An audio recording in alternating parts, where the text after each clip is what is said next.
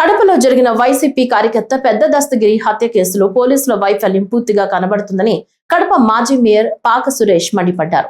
కడపలో ఏర్పాటు చేసిన మీడియా సమావేశంలో ఆయన మాట్లాడుతూ చిన్న జాతరలో జరిగిన గొడవ విషయంలో పోలీసులకు ఫోన్ చేసి తనకు ప్రాణహాని ఉందని మొరపెట్టుకున్నా స్పందించిన పోలీసులు హత్య జరిగిన తర్వాత కేవలం వైసీపీ నాయకులను టార్గెట్ చేస్తూ దర్యాప్తు చేయడం బాధాకరమన్నారు. ఆ రోజు దస్తగిరికి భద్రత కల్పించి ఉంటే ఇంత ఘటన జరిగేదా అంటూ ప్రశ్నించారు. ఘటన జరిగిన తర్వాత గంజాయి వ్యక్తులు చేశారని చెప్పిన పోలీసులు ఇప్పుడు వైసీపీ నాయకులపై మోపడం ఎంతవరకు సమంజసమన్నారు. దర్యాప్తును సమగ్రంగా చేసి అసలైన నిందితులను బయట పెట్టాలి తప్ప ఒకరిని టార్గెట్ చేస్తూ విచారణ చేయడం దుర్మార్గమన్నారు. వ్యక్తి మా పార్టీకి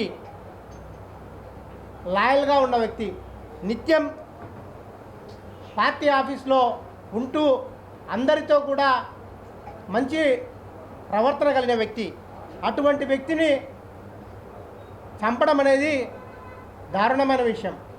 అది ఎందుకు చంపినారు ఏంటి అనే మూలాల్లోంచి అధికారులు విచారణ కొనసాగించాలి తప్ప ఏదైతే మర్డర్ జరిగినప్పుడు దాదాపుగా 50-60 మంది వాళ్ళ ఇంటి మీద దాడి చేసినారంటే దానికి సంబంధించిన వైఫల్యం ఎవరిదని చెప్పేసి మనం ఒకసారి ఆలోచించాలి.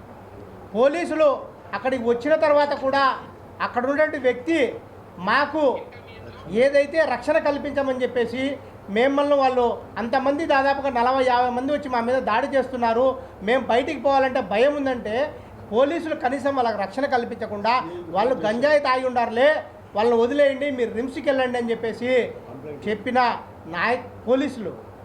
అది ఎందుకంటే ఒక గంజాయి తాగిన వాళ్ళు కానీ ఒక మైకంలో ఉంటే వాళ్ళను ఎవరు కూడా కంట్రోల్ చేయలేని పరిస్థితి ఉంటుందన్నమాట.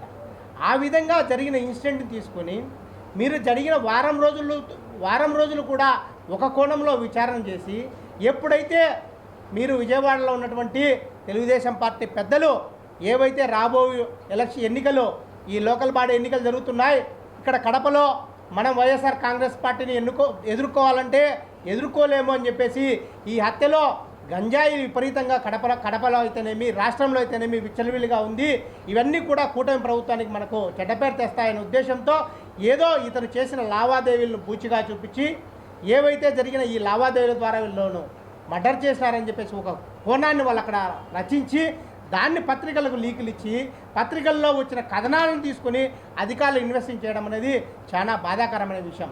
ఏదైతే ముందు ఈ గంజాయి ఎక్కడి నుంచి ఎక్కడ సప్లై చేస్తున్నారు, ఆ గంజాయి సేవించిన తర్వాత వాళ్ళు ఏ విధంగా ప్రవర్తించినారు, వాళ్ళు ఏ విధంగా విచక్షణంగా మర్డర్ చేసినారని చెప్పేసి ఆ కోణంలో దర్యాప్తు చేయకుండా కేవలం ఆస్తి లావాదేవీలు ఏదో దీంట్లో వాళ్ళు చంపాల్సిన అవసరం ఉందండి.